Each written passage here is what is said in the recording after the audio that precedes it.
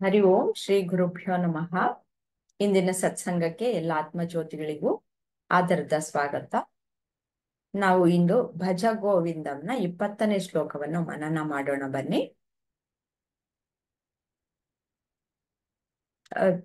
ಕುಸುಮಾಜಿ ಹೇಳ್ತೀನಮ್ಮ. ಹೇಳಿ. ಭಗವದ್ಗೀತಾ ಕಿಂಚಿದದಿತಾ ಗಂಗಾ ಜಲಲವ ಕಣಿಕಾ ಪೀತಾ ಸಕೃದುಪಿಯೇನ ಮುರಾರಿ ಸಮರ್ಷ ಕ್ರಿಯತೆ ತಸ್ಯ ಯಮನೇನಃ ಯಮನ್ ತಸ್ಯ ಯಮೇನ ನ ಚರ್ಚಾ. ಯಮೇನನ ಚರ್ಚಾ. ಭಗವದ್ಗೀತೆ ತಿಳ್ಕೊಂಡಿರ್ಬೇಕು.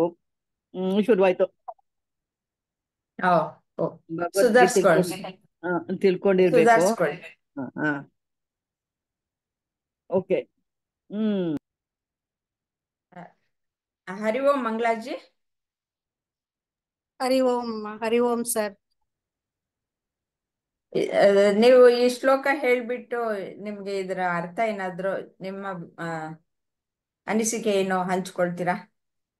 ಆಯ್ತು. ಭಗವದ್ಗೀತಾ ಕಿಂಚಿದದೀತ ಗಂಗಾ ಜಲ ಲವ ಕಣಿಕಾ ಪೀತ ಸಕೃದಪಿ ಹೇನ ಮುರಾರಿ ಸಮರ್ಚ ಕ್ರಿಯತೆ ತಸ್ಯ ಯಮೇನ ನ ಚರ್ಚಾ. ಭಗವದ್ಗೀತೆಯನ್ನು ಸ್ವಲ್ಪವಾದರೂ ಅಧ್ಯಯನ ಮಾಡಿದ, ಒಂದು ಹನಿ ಗಂಗಾ ಜಲವನ್ನು ಕುಡಿದ ಮತ್ತು ಒಮ್ಮೆಯಾದರೂ ಮುರ ಎಂಬ ರಾಕ್ಷಸನ ವಿನಾಶಕನ ಕೃಷ್ಣ ಪೂಜೆಯನ್ನು ಮಾಡಿದ ಅವನಿಗೆ ಯಮನೊಂದಿಗೆ ಸಾವು ಯಾವುದೇ ಜಗಳವಿಲ್ಲ. ಅಂದ್ರೆ ಭಗವದ್ಗೀತೆಯನ್ನ ಅಧ್ಯಯನ ಮಾಡಿದ, ಕುಡಿದ ಗಂಗಾ ಜಲವನ್ನು ಸ್ವಲ್ಪನಾದ್ರೂ ಅಧ್ಯಯನ ಮಾಡಿದ. ಇವಾಗ ನಾವು ಅಧ್ಯಯನ ಮಾಡ್ತಾ ಇದ್ವಲ್ಲ ಹಾಗೆ. ಒಂದು ಗಂಗಾ ಜಲ ಹನಿಯನ್ನು ಕುಡಿದು ಒಮ್ಮೆಯಾದರೂ ಮುರ ಎಂಬ ರಾಕ್ಷಸ ವಿನಾಶ ಅಂದ್ರೆ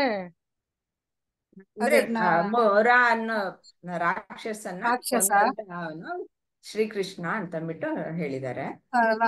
ಕೊನೆ ಇದ್ರಲ್ಲಿ ಅವನು ಶ್ರೀಕೃಷ್ಣ ಅಂತ ಅಂದಾಗ ಅವನಿಗೆ ಯಾವುದೇ ಒಂದು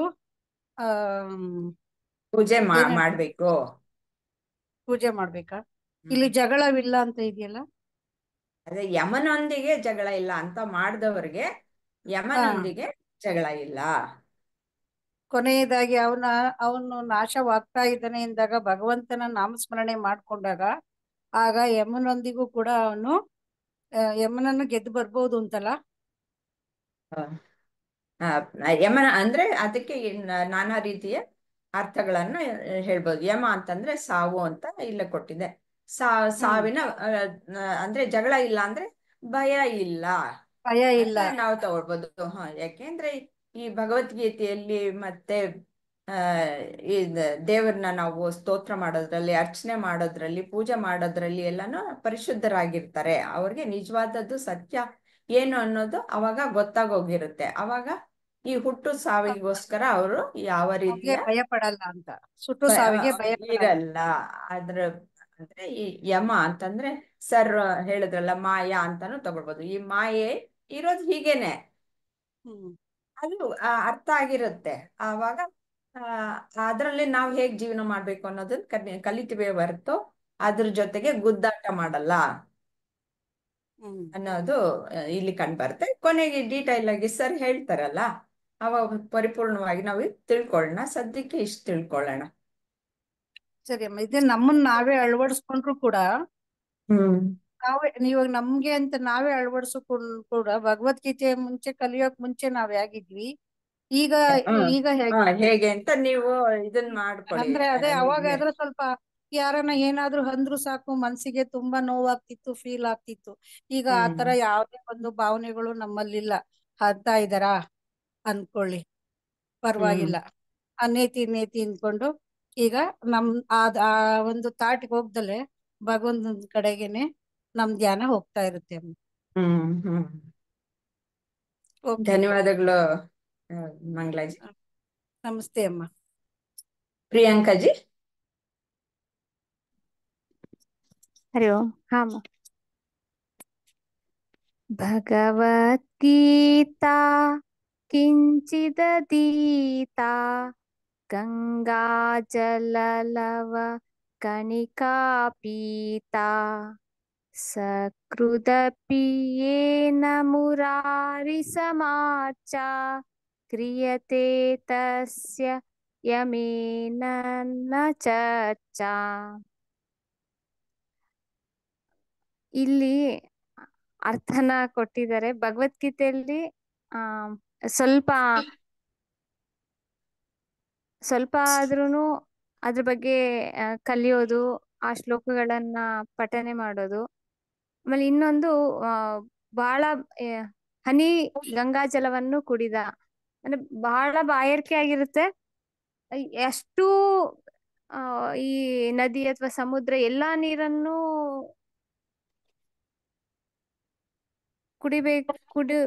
ಪೂರ್ತಿಯಾಗಿ ಕುಡಿಯಕ್ ಆಗಲ್ಲ. ಅದ್ರಲ್ಲಿ ಸ್ವಲ್ಪ ನಾನ್ ತಗೊಂಡು ಅದ್ರಲ್ಲಿರೋ ಒಂದ್ ಸ್ವಲ್ಪ ಅಂಶ ಆದ್ರೂ ನನ್ನ ಒಳಗಡೆ ಹೋಗುತ್ತೆ. ಆಮೇಲೆ ಸ್ವಲ್ಪನಾದ್ರೂ ಸಮಾಧಾನ ಆಗುತ್ತೆ.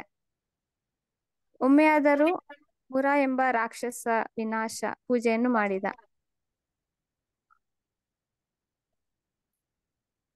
ಒಮ್ಮೆ ಆದ್ರೂ ಅಂದ್ರೆ ಕೃಷ್ಣ ಅಂತ ಅಂದ್ಬಿಟ್ಟು ಅಲ್ಲಿ ಹಾ ಮುರ ರಾಕ್ಷಸ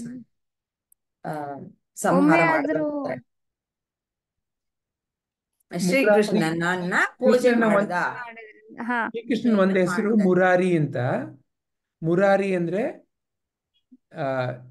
ಮುರ ರಾಕ್ಷಸನ್ನ ಯಾರು ನಾಶ ಮಾಡಿದ್ರು ಅವನನ್ನ ಮುರಾರಿ ಶ್ರೀಕೃಷ್ಣ. ಅಂತಹವನ್ನ ಒಮ್ಮೆನಾದ್ರೂ ಪೂಜೆ ಮಾಡಿದ ಅಂತಹವರು ಒಮ್ಮೆ ಆದ್ರೂ ಅದು ಪೂರ್ತಿಯಾಗಿ ಅರ್ಥದಿಂದ ಅಥವಾ ಈಗ ಇಲ್ಲಿ ಭಗವದ್ಗೀತೆ ಪಠನೆ ಮನನ ಮೊದಲು ಅದ್ ಭಗವದ್ಗೀತೆ ಕೆಲವೊಂದಿಷ್ಟು ಅದ್ರ ಶ್ಲೋಕಗಳನ್ನ ಕೇಳೋದು, ಅದ್ರ ಅರ್ಥನ ಕೇಳೋದು. ನಂತರ ಅದು ಸಾಮಾನ್ಯವಾಗಿ ಅದ್ ನನಗೆ ಬಂದ್ಬಿಡುತ್ತೆ. ಓಕೆ, ಇದು ಒಂದೆರಡು ಸಾಲುಗಳ ಜೊತೆ ಹೇಳೋಣ, ಹೇಳಿದ್ಮೇಲೆ ಇದ್ರ ಅರ್ಥ ಏನಿರ್ಬೋದು ಅಂತ ಓದ್ಬೇಕು ಅನ್ಸುತ್ತೆ. ಆಮೇಲೆ ಮತ್ತೆ ಮುಂದಿನ ಹಂತದಲ್ಲಿ ಇದ್ರದ್ದು ಮುಂದಿನ ಭಾಗ ಏನಿದೆ ಅಥವಾ ಇನ್ನಷ್ಟು ಇದ್ರ ಬಗ್ಗೆ ತಿಳ್ಕೊಬೇಕು. ಆನಂತರ ಇದಕ್ಕೆ ಇದು ಹೆಂಗೆ ಈ ಶ್ಲೋಕಕ್ಕೂ ಈ ಅರ್ಥಕ್ಕೂ ಈಗ ನಮ್ಮ ನಿಜ ಜೀವನಕ್ಕೂ ಯಾವ ರೀತಿ ಹೊಂದಾಣಿಕೆ ಆಗ್ತಾ ಇದೆ ಅಂತ, ಹೀಗೆ ಅದ್ರದ್ದು ಒಂದ್ ಸ್ವಲ್ಪ ಅಂಶ ನಮ್ಮ ಒಳಗಡೆ ಹೋಯ್ತಂದ್ರೆ, ಸ್ವಲ್ಪನಾದ್ರೂ ಬಂತು ಅಂದ್ರೆ ಅದು ಒಂದು ರೀತಿ ನಮಗೆ ಧೈರ್ಯವನ್ನ ಕೊಡುತ್ತೆ. ಇಲ್ಲಿ ಯಾವುದೇ ಜಗಳವಿಲ್ಲ. ಈಗ ನನ್ನೊಳಗಡೆ ನನಗೇನೆ ಜಗಳ. ಅದು ಇವಾಗ ನಾನು ನನ್ ಸಮಯ ಎಲ್ಲ ಈಗ ನಾನು ಯಾವ್ದೋ ಒಂದ್ ಕೆಲ್ಸ ಮಾಡ್ತಾ ಇರುವಾಗ, ಉದಾಹರಣೆಗೆ ನಾನು ಯಾವ್ದೋ ಒಂದ್ ಕೆಲ್ಸ ಮಾಡ್ತಾ ಇದ್ದಾಗ ಆ ಕೆಲ್ಸದ ಮಧ್ಯದಲ್ಲಿ ಬೇರೆ ಇನ್ಯಾರೋ ಬಂದು ಸ್ವಲ್ಪ ಹೊತ್ತು ನನಗೆ ಮಾತಾಡ್ಸಿ ಅವ್ರು ಹೋದ್ರು ಅಂತ ಹೇಳಿದ್ರೆ, ಅಯ್ಯೋ ಅವ್ರು ಬಂದಿದ್ದಕ್ಕೆ ನನ್ನ ಸಮಯ ನನಗಿಲ್ ಕಡಿಮೆ ಆಯ್ತು, ನನ್ ಸಮಯ ಹೋಯ್ತು ಅಂದ್ರೆ ಇದು ನನ್ನೊಳಗಡೆ ನಾನು ಜಗಳ ಮಾಡ್ಕೊತಾ ಇದ್ದೀನಿ. ಅಲ್ಲಿ ನನ್ನ ಆಲೋಚನೆಯಲ್ಲಿ ನಾನು ಆ ಸಮಯ ಅವರಿಂದ ಕಡಿಮೆ ಆಯ್ತು ಇಲ್ಲ ಕಡಿಮೆ ಆಯ್ತು ಅಂತ ನಾನು ಹಾಕೋತಾ ಇದ್ದೀನಿ. ಯಾವಾಗ ಎಲ್ಲಾ ಈ ಸಮಯ, ಅದು ಸಮಯ, ಇದು ಸಮಯ, ಸೊ ಸಮಯ ಇದೆ ಅನ್ಕೊಂಡ್ರೆ ನನಗೆ ಅಲ್ಲಿ ಸ್ವಲ್ಪ ಏನು ಅವ್ರ ಮೇಲೆ ಹಾಕ್ತಾ ಹಾಕ್ತಾ ನಾನ್ ಆಲೋಚನೆಯಲ್ಲಿ ಬಂಧನ ಆಗ್ತೀನೋ, ಸ್ವಲ್ಪ ನನ್ನೊಳಗಡೆ ಜಗಳ ಕಡಿಮೆ ಆಗ್ಬಿಟ್ಟು ನನಗ್ ಸ್ವಲ್ಪ ಬಿಡುಗಡೆ, ನನಗೆ ಸ್ವಲ್ಪ ರಿಲ್ಯಾಕ್ಸ್, ಆಮೇಲೆ ಸಮಾಧಾನ. ಅದ್ ಆಯ್ತು ಅಂತ ಹೇಳಿದ್ರೆ ಆ ಕ್ಷಣಕ್ಕೆನೆ ಎಷ್ಟೇ ಕಡಿಮೆ ಸಮಯ ಇದ್ರೂ ಮಾಡ್ಬೇಕಿರೋ ಕೆಲಸ ಪೂರ್ತಿ ಆಗ್ಬಿಡುತ್ತೆ. ಸೊ ಹಿಂಗೆ ಇಲ್ಲಿ ಆ ಈ ತರ ಅರ್ಥ ಮಾಡ್ಕೊಂಡು ಆ ಕೆಲ್ಸನ ಮಾಡೋದ್ರಿಂದ ಅದಕ್ಕೆ ಹೆಚ್ಚು ಶಕ್ತಿ ಇದೆ. ಉದಾಹರಣೆಗೆ ಈಗ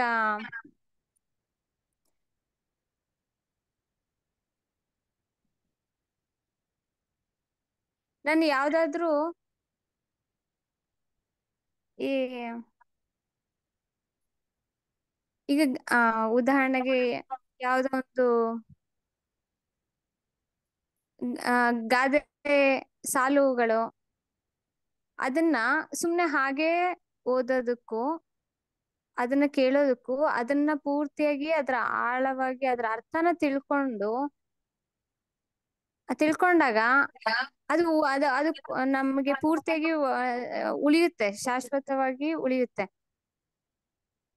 ಹೀಗೆ ಬಹಳ ಸಲ ಅದನ್ನ ಸುಮ್ನೆ ಓದೋದಕ್ಕಿಂತ ಸುಮ್ನೆ ಕೇಳೋದಕ್ಕಿಂತ ಅದನ್ನ ಪೂರ್ತಿಯಾಗಿ ಅರ್ಥ ಮಾಡ್ಕೊಂಡು ಅದನ್ನ ಅರಿವಿಗೆ ತಗೊಂಡು ಅಳವಡಿಸ್ಕೊಂಡು ಅಳವಡಿಸ್ಕೊಂಡು ಅದು ಅನುಭವಕ್ಕೆ ಬಂದಾಗ ಅದು ನನ್ಗೆ ಜಗಳ ಅಂತ ಆಗೋದಿಲ್ಲ.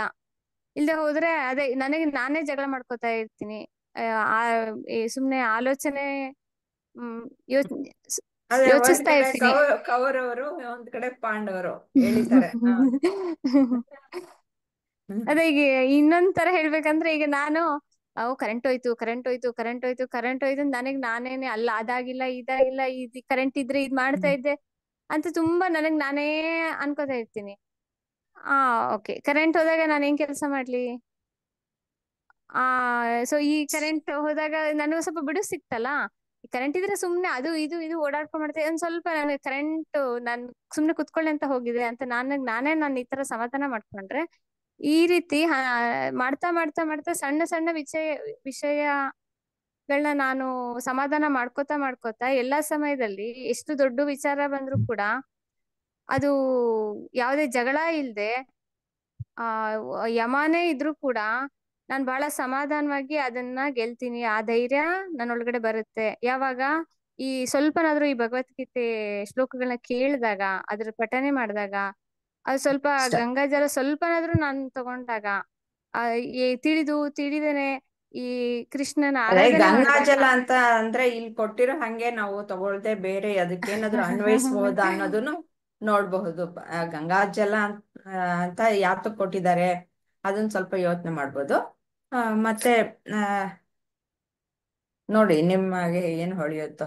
ಈ ವಿಚಾರಗಳು ಹೇಳಿದ್ದಂತೂ ತುಂಬಾ ಚೆನ್ನಾಗಿತ್ತು. ಅಂದ್ರೆ ಏನೇನೋ ಹೊಳೆಯುತ್ತೆ, ಖಂಡಿತ ಅಲ್ಲ ಹೊಳಿತಾ ಖಂಡಿತ ಇರುತ್ತೆ ಏನೇನು ಹೊರಗಡೆ. ಅಲ್ಲ ನೀವು ಖಂಡಿತ ನೀವು ಹೇಳೋ ಹಾಗೇನೆ ಈಗ ಶ್ಲೋಕಗಳು ಈಗ ಒಂದು ಈ ಅಕ್ಷರಗಳ ಮೂಲಕ ನಾನು ಕೇಳ್ತಾ ಇದ್ದೀನಿ, ಮತ್ತೆ ಅದನ್ನ ಪಠನೆ ಮಾಡ್ತಾ ಇದ್ದೀನಿ. ಈಗ ಅದು ನಮಗೆ ನೀರಿನ ಮೂಲಕನೂ ಸಿಗುತ್ತೆ. ಈಗ ಯಾರು ದೇವಸ್ಥಾನದಲ್ಲಿ ನಮಗೆ ಇದು ಅವ್ರೇನೋ ಪೂಜೆ ಎಲ್ಲ ಮಾಡಿ ಮಂತ್ರ ಎಲ್ಲ ಹೇಳಿ ನಮಗೆ ಒಂದ್ ತೀರ್ಥ ಅಂತ ಕೊಡ್ತಾರೆ. ಅದನ್ನ ನಾನು ಸ್ವಲ್ಪ ತಗೊಂಡ್ರು ಅದು ನನ್ನ ಒಳಗಡೆ ಅದು ಹೋಯ್ತು ಅಂತ ಹೇಳಿದ್ರೆ ಆ ಒಂದು ಶಕ್ತಿ ಸಿಗುತ್ತೆ. ಅದೊಂದು ಅದ್ರಲ್ಲಿರೋ ಒಂದು ಶಕ್ತಿ, ಅದ್ರಲ್ಲಿರೋ ಒಂದು ಅಂಶ. ಯಾಕಂದ್ರೆ ಅಲ್ಲಿ ಪೂರ್ತಿಯಾಗಿ ಅದು ದೇವಸ್ಥಾನ ಅನ್ನೋ ಒಂದು ಎಲ್ಲರಲ್ಲೂ ಅದು ಧನಾತ್ಮಕವಾಗಿ ಅದು ಅಲ್ಲಿ ಒಂದು ಆ ಎನರ್ಜಿ, ಆ ಒಂದು ಶಕ್ತಿ ಯಾವಾಗ್ಲೂ ಒಳ್ಳೆ ದೇವಸ್ಥಾನ ಅಂದ ತಕ್ಷಣ ಎಲ್ರಿಗೂ ಒಂದು ಒಳ್ಳೆಯ ಆಲೋಚನೆ. ಸೊ ಅಲ್ಲಿ ಅವ್ ಕೊಡುವಂತವ್ರು ತಗೊಳ್ಳುವಂತವ್ರು, ಸೊ ಅದೆಲ್ಲ ಶಾಂತವಾಗಿ ಸಮಾಧಾನವಾಗಿ ಅದೊಂದು ಶಕ್ತಿ ಅದ್ರಲ್ಲಿ ಇರುತ್ತೆ ಅಂತ ಆ ನಂಬಿಕೆಯಿಂದ ಕೊಡೋರ್ಗು ಇರುತ್ತೆ, ನನ್ಗ್ ತಗೊಳ್ಳೋರ್ಗು ಇರುತ್ತೆ. ಸೊ ಅವ್ರು ತೀರ್ಥ ಕೊಟ್ಟಾಗ ಆ ಗಂಗಾಜಲ ನನ್ನೊಳಗಡೆ ಹೋದಾಗ ಸೊ ಅದು ಬಹಳ ಸಮಾಧಾನ ಆಗುತ್ತೆ. ಆ ಒಂದು ನಂಬಿಕೆ ಅದ್ರ ಮೇಲೆ ಓ ಇದು ತೀರ್ಥ. ಯಾಕಂದ್ರೆ ಅದ್ ಮೊದ್ಲಿಂದ ನಾನು ಕೇಳಿ ಕೇಳಿ ಇದು ತೀರ್ಥ ತೀರ್ಥ ದೇವಸ್ಥಾನ, ಪೂಜೆ ಮಾಡಿದ್ದು ಇದೆಲ್ಲ ಕೇಳಿ ಅದೆಲ್ಲ ಸೇರ್ಕೊಂಡು ಅದೊಂದ್ ಸ್ವಲ್ಪ ತಗೊಂಡ್ರು ಕೂಡ ಅದು ನನಗೆ ಎಷ್ಟೋ ಶಕ್ತಿ. ಸೊ ಹೀಗೆ ಹಂತ ಹಂತವಾಗಿ ನಾನೆಲ್ಲ ಆ ಅದು ಈ ರೀತಿ ಎಲ್ಲದ್ರಲ್ಲೂ ಗಮನಿಸ್ತಾ ಗಮನಿಸ್ತಾ ಸೊ ದೊಡ್ಡ ದೊಡ್ಡ ಕೆಲಸಗಳು ಅಥವಾ ಯಾವುದೇ ಎಂತ ಸಂದರ್ಭದಲ್ಲೂ ದೊಡ್ಡದು ಚಿಕ್ಕದು ಯಾವುದು ಏನು ವಿಚಾರ ಮಾಡದೆ ಆ ಕ್ಷಣಕ್ಕೆ ಏನ್ ಮಾಡ್ಬೋದು ಅಂತ ನನಗೆ ನಾನು ಮೊದಲನೇದಾಗಿ ನಾನ್ ಜಗಳ ಮಾಡೋದ್ ನಿಲ್ಸ್ಕೊಂಡ್ಬಿಟ್ರೆ ಸೊ ಉಳ್ದು ಯಾರ ಜೊತೆಗೂ ನನಗೆ ಜಗಳ ಬರೋದೇ ಇಲ್ಲ. ಧನ್ಯವಾದಗಳಮ್ಮ. ಧನ್ಯವಾದಗಳು. ಲಕ್ಷ್ಮೀಜಿ, ಹರಿ ಓಂ.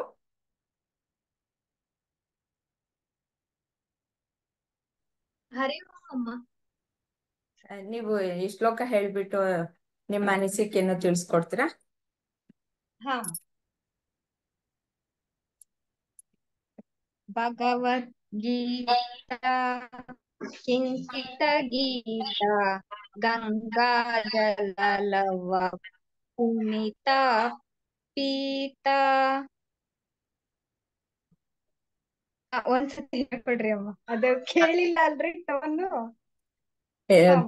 ಟೋನ್ ನಂಗೂನು ಅದೆಲ್ಲ ಟ್ಯೂನ್ ಏನು ಗೊತ್ತಿಲ್ಲ ನಂಗೆ, ಸುಮ್ನೆ ಹೇಳ್ತೀನಿ. ಭಗವದ್ಗೀತಾ ಕಿಂಚಿದಧೀತಾ ಗಂಗಾ ಜಲಲವ ಕಣಿಕಾ ಪೀತಾ ಸಕೃತ ಪಿಯೇನ ಮುರಾರಿ ಸಮರ್ಚಾ ಕ್ರಿಯತೆ ತಸ್ಯ ಯಮೇನ ನ ಚರ್ಚಾ. ಭಗವದ್ಗೀತಾ ಕಿಂಚಿತ ಗೀತಾ ಕರೆಕ್ಟ್ ಹೇಳಿ. ಗಂಗಾ ಗಂಗಾ ಜಲಲವ ಪುನೀತ ಕಣಿಕಾ ಪೀತ ಗಂಗಾ ಜಲಲವ ಕಣಿಕಾ ಪೀತ. ಗಂಗಾ ರಾಗ ಇಲ್ದಿದ್ರೆ ಪರವಾಗಿಲ್ಲ, ಸುಮ್ನೆ ಓದಿದ್ರು ಅದು ಹೇಳಿದ್ರೆ ಸಾಕು. ರಾಗ ಇದ್ದೇ ಇರ್ಬೇಕು ಅಂತ ನನ್ಗೇನಿಲ್ಲ, ಸಂಗೀತಗಾರರಿಗಾದ್ರೆ ಬೇಕು. ಗಂಗಾ ಜಲಲವ ಕಣಿಕಾ ಪೀತ ಸುಕೃದಪಿ ಏನ ಸಕೃತಿ ಸಕೃದಪಿಯೇನ ಸಕೃದಪಿ ಏನ ಮುರಾರಿ ಸಮರ್ಜ ಕ್ರಿಯತೆ ತಸ್ಯ ಯಮೇನ ಚರ್ಚಾ. ತಸ್ಯ ಮೇನನ ಚರ್ಚಾ. ತಸ್ಯ ತಸ್ಯ ಮೇನನ ಚರ್ಚಾ. ಮೇನನ ಚರ್ಚಾ. ಇಲ್ಲೇ ಆ ಭಗವದ್ಗೀತೆ ಬರ್ತೇನೆ, ಇರ್ಲಿ ಬರ್ತೇನೆ. ಇಲ್ಲೇ ನಮ್ಮ ಭಗವದ್ಗೀತಾ ಓದಿದ್ರೆ ಏನ ಚೇಂಜಸ್ ಆಕತಿ ಅನ್ನೋದನ್ನ ಹೇಳ್ಕೊಟ್ಟಾರ್ರಿ. ಈಗಾಗ್ಲೇ ನಮಗ ಹತ್ರ ಒಂದು 2 ವರ್ಷದಿಂದಾನು ಎಕ್ಸ್ಪೀರಿಯನ್ಸ್ ಐತೆ ಅಮ್ಮ. ನಮ್ಮೊಳಗ್ ಏನ್ ಚೇಂಜ್ ಆಗ್ತಾ ಇದೆ, ನಮ್ಮೊಳಗ್ ನಾವ್ ಏನ್ ಕಾಣ್ಕೊಂತ ದೇವಿ ಅಂತ ಹೇಳೋದನ್ನ ಅಂತ ಹೇಳಿ ನಂಗ್ ಅನಸ್ತಮ್ಮ. ಈಗ ನಮ್ದು ಹಿಂದೂ ಸಂಸ್ಕೃತಿ ಒಳಗ ಏನೈತ್ರಿ, ಗಂಗಾ ಜಲದೊಳಗ್ ಸ್ನಾನ ಮಾಡಿರ ಅಥವಾ ಗಂಗಾಪಾನ ಗಂಗಾ ಸ್ನಾನ ತುಂಗಾಪಾನ ಅಂತ ಹೇಳಿ ಹೇಳ್ತಾರ್ರಿ. ಹಿಂದ್ ಮಾಡಿರೋ ಪಾಪ ಎಲ್ಲಾ ಹೋಗ್ತೈತಿ ಅಂತ ಹೇಳಿ ಒಂದ್ ಐತಿ ಅಂತಂದ್ ಹೇಳ. ಅಂದ್ರೆ ನಾವು ಇವಾಗ ಗಂಗೆನ ಏನಂತೀವಿ, ನಾವು ಮನೆಯಲ್ಲೂ ಅಷ್ಟೇ ನೀರು ಏನೇನಕ್ ಬಳಸ್ತೀವಿ, ನಾವು ನಮ್ಮನ್ನ ಶುದ್ಧೀಕರಣ ಮಾಡ್ಕೊಳ್ಳೋದಕ್ಕೆ ಉಪಯೋಗಿಸ್ತೀವಿ. ಪಾತ್ರೆ ತೊಳಿತೀವಿ, ಬಟ್ಟೆ ತೊಳಿತೀವಿ, ಮನೆ ತೊಳಿತೀವಿ, ಏನ್ ಎಲ್ಲ ಗಲೀಜೆಲ್ಲ ತೊಳಿತೀವಿ ಅಲ್ವಾ? ಹೌದು ಅಮ್ಮ. ಭಗವದ್ಗೀತಾ ಅಂದ್ರೆ ಓದೋದ್ರಿಂದ ನಮ್ಮೊಳಗ್ ನಮಗ್ ಏನ್ ಚೇಂಜ್ ಆಗ್ತೈತಿ ಅಂತ ಹೇಳಿ ಹೇಳ್ಕೊಟ್ಟಾರ ಅಂತ ಹೇಳಿ ನನಗ್ ಹಂಗ ಅನ್ನಿಸ್ತಮ್ಮ. ಥ್ಯಾಂಕ್ ಯು ರೀ. ಆಯ್ತು, ನಾವು ಕೊನೆಗೆ ಸರ್ ಹತ್ರ ಎಲ್ಲ ಡೀಟೇಲ್ ಆಗಿ ತಿಳ್ಕೊಳ್ಳೋಣ. ಮತ್ತೆ ಇನ್ನೊಂದು ಇದು ಮುರಾರಿನ ಪೂಜೆ ಮಾಡದ ಅಂತ ಅವನಿಗೆ ಯಮನೊಂದಿಗೆ ಯಾವುದೇ ಜಗಳವಿಲ್ಲ ಅನ್ನೋದನ್ನ ಹೇಗೆ ಅರ್ಥ ಮಾಡ್ಕೊಳ್ತೀರಾ? ಆ, ಅದು ಅಷ್ಟೊಂದ್ ಗೊತ್ತಾಗ್ಲಿಲ್ಲ ರೀ. ಹಾ ಅದೇ ಸರಿ ರೀ. ಯಮ ಅಂತಂದ್ರೆ ಸಾವು ಅಲ್ವಾ? ಅಂದ್ರೆ ಹೌದು. ಹುಟ್ಟು ಸಾವು ಹೌದು. ಒಟ್ಟಿಗೆ ನಮ್ಗೆ ಯಾವ ಒಂದು ಜಗಳನೂ ಇರಲ್ಲ, ಭಿನ್ನಾಭಿಪ್ರಾಯ ಇರಲ್ಲ. ಅದು ಸಹಜ ಅಂತಂದ್ಬಿಟ್ಟು ಅನ್ಕೊಳ್ತೀವಿ. ಹೀಗೆ ಮುಂದೆ ಮುಂದೆ ನೋಡೋಣ. ಸಂಪೂರ್ಣವಾಗಿ ಸರ್ ಹೇಗಿದ್ರು ಹೇಳ್ತಾರಲ್ವಾ, ಅದು ಕೇಳ್ಬಿಟ್ಟು ನಮ್ ಡೌಟ್ಸ್ ಏನಾದ್ರು ಇದ್ರೆ ಆಮೇಲೆನು ನಾವ್ ಅದನ್ನು ಕ್ಲಿಯರ್ ಮಾಡ್ಕೊಳ್ಳೋಣ. ಆಗ್ಬೋದಾ? ಹಾ ಅಮ್ಮ, ಹಾ ಓಕೆ. ಧನ್ಯವಾದಗಳು ಲಕ್ಷ್ಮೀಜಿ. ಭಗವದ್ಗೀತಾ ಕಿಂಚಿದಧೀತಾ ಗಂಗಾಚಲಲವ ಕಣಿಕಾ ಪೀತಾ ಸಕೃತ ಪಿಯೇನ ಮುರಾರಿ ಸಮರ್ಚ ಕ್ರಿಯತೆ ತಸ್ಯ ಮೇನನ ಚರ್ಚಾ. ಇಲ್ಲಿ ಏನು ಹೇಳ್ತಾ ಇದ್ದಾರೆ ಶಂಕರಾಚಾರ್ಯರು ಅಂತಂದ್ರೆ, ಆ ನಿನಗೆ ಯಮನೊಂದಿಗೆ ಯಾವುದೇ ಜಗಳವಿಲ್ಲ. ಯಮ ಅಂತಂದ್ರೆ ಹುಟ್ಟು ಸಾವಿಗೆ ಒಂದು ನಿಯಂತ್ರಣದಲ್ಲಿ ಆ ಒಂದು ಪೋರ್ಟ್ಫೋಲಿಯೋ ಇರೋದು ಯಮನಿಗೆ, ಸಾವನ್ನ ನೋಡ್ಕೊಳ್ಳೋದು. ಹಾಗೆ ಅಂದ್ರೆ ನಾವೆಲ್ಲ ಹೆದರೋದು ಏನಕ್ಕೆ? ಹುಟ್ಟದಾಗ್ಲಿಂದ ಸಾವಿಗೆ ಅಂಜಿಕೆ. ಆ ಸಾವಿಗೆ ಅಂಜಿಕೊಂಡೇ ನಾವು ಜೀವನವನ್ನ ಮಾಡ್ತೀವಿ. ಅಂದ್ರೆ ಆ ಅಂಜಿಕೆನೆ ಹೋಗ್ಬಿಡುತ್ತೆ ಅಂತ ಅಂತಾರೆ. ಯಾವಾಗ ಭಗವದ್ಗೀತೆ ಸ್ವಲ್ಪವಾದ್ರೂ ಅಧ್ಯಯನ ಮಾಡಿದ, ಸ್ವಲ್ಪ ಅದರಲ್ಲಿ ಹೇಗೆ ಭಗವದ್ಗೀತೆ ಸ್ವಲ್ಪ ಅಧ್ಯಯನ ಮಾಡಿದ್ರೆ ಅಂತಂದ್ರೆ, ಎಲ್ಲ ವೇದಗಳ ಸಾರವೇ ಭಗವದ್ಗೀತೆ. ಅದರಲ್ಲಿ ಒಂದ್ ಸ್ವಲ್ಪ ತಿಳ್ಕೊಂಡ್ರು ಸಾಕು, ಮೂಲಭೂತವಾದ ತತ್ವ ಏನಿದೆ ಅನ್ನೋದು ಅರ್ಥವಾಗುತ್ತೆ. ಆದ್ರಿಂದ ಸ್ವಲ್ಪನಾದ್ರೂ ಅಧ್ಯಯನ ಮಾಡಿದಂತಹ ಅವಾಗ ನಾನು ಯಾರು ಅನ್ನೋದು ಅರಿವಾಗಿರುತ್ತೆ. ಒಂದು ಹನಿ ಗಂಗಾ ಜಲವನ್ನು ಕುಡಿದ, ಗಂಗಾ ಜಲ ಹೀಗೆ ಪತಿತ ಪಾವನೆ ಅಂತ ಹೇಳ್ತಾರೆ. ಏನೇ ಗಲೀಜಿರ್ಲಿ, ಏನೇ ಕೊಳಕಿರ್ಲಿ, ಎಲ್ಲವನ್ನು ತೊಳೆದು ಹಾಕುವ ಶಕ್ತಿ ಇರೋದು ನೀರಿಗೇನೆ. ಹಾಗೆ ಒಂದು ಜ್ಞಾನ ಗಂಗೆ ಅಂತ ನಾವು ತಿಳ್ಕೊಳ್ಬೋದು. ಮೇಲ್ಗಡೆ ನೀರ್ ಎಷ್ಟು ಹಾಕೊಂಡ್ರು ಮನಸ್ಸಿನಲ್ಲಿ ಕಲ್ಮಶ ಇದ್ದರೆ ಅದು ಹೋಗಲ್ಲ. ಆದ್ರೆ ಜ್ಞಾನ ಗಂಗೆಯನ್ನು ಹಾಕೊಂಡ್ರೆ ಆ ಕಲ್ಮಶ ತೊಳೆದು ಹೋಗುತ್ತೆ.